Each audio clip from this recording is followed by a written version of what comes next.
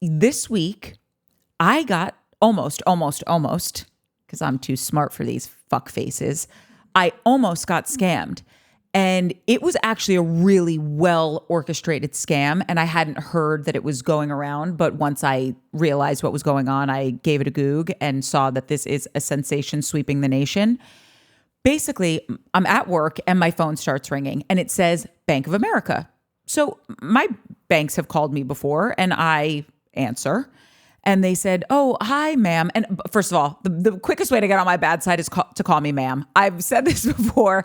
Don't do that. Just Courtney, Cork, I don't care. Just don't call me ma'am. Ugh. It's like the mayonnaise of nicknames. And I love mayo, but you know what I mean? It's like bland. Anyway, they were like, "Oh, ma'am, have you tried to Zelle $1,200 to one person and like $960.28 to another?" They were very specific in the numbers that they were saying. And I was like, "No, not at all. But I don't understand why you're calling me because I don't Zelle through Bank of America." And they said, "Right, it doesn't matter. There are scammers that can use your phone number and create dummy accounts. Can I confirm your phone number? And I'm not asking you any of your personal information. I'll tell you what we have on file. Is your phone number?" And they said it. And I said, "Yes, that is my number." And they said, "Okay, great. So it looks like you've got fraud on your account." And I said, "Again, I don't understand how this doesn't make sense." And they're using all of these weird terms and banking jargon that I'm just thinking maybe I don't understand completely. And the guy was talking really quickly. And he said, "Look, I'm going to give you a case number and I'm going to escalate this to another department so that you can not, get locked out of your accounts and have them frozen.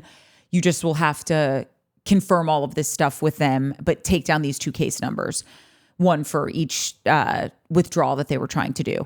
And I said, "Okay." So I write them down and then he transfers me to another guy.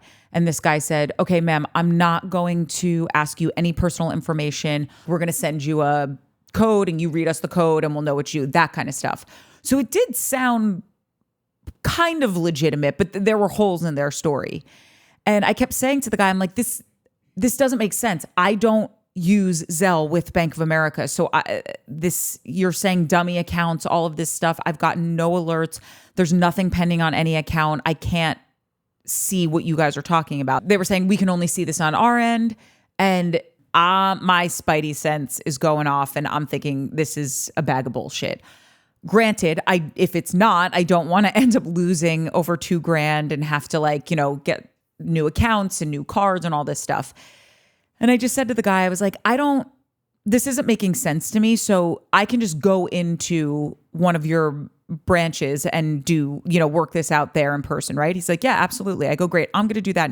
And then he starts threatening me. He goes, "You can do that, but just know that if you do that in 2 minutes, these charges are going to go through." And that's what I'm like, okay. Do you also have magic beans you want to sell me? You fucking criminal. What is wrong with you? You are an awful human being. I'm sorry. I'm going to stand by this fact. I get that everyone has to eat. I work my ass off, okay? I have had every job known to man. I have worked at water parks. I have scrubbed toilets. I have babysat. I've been people's assistants. They're house managers. I have waited tables, managed construction sites. None of the aforementioned things that I have spoken about are any of my dream jobs, okay? Do you think I really was like, "Oh God, I can't wait to scrub those toilets at the water park"? No, but I did it. And I did it with a smile on my face and I did it excellently because it was a representation of who I am. And I also realized, okay, I'm not going to be doing this forever. And it's a stepping stone to the next thing, to the next thing, to the next thing. And here I am, Hollywood, made it. But in all seriousness, I just would never try to steal something from somebody else. And I feel like you're clearly putting time and effort into something. You've concocted this whole scheme.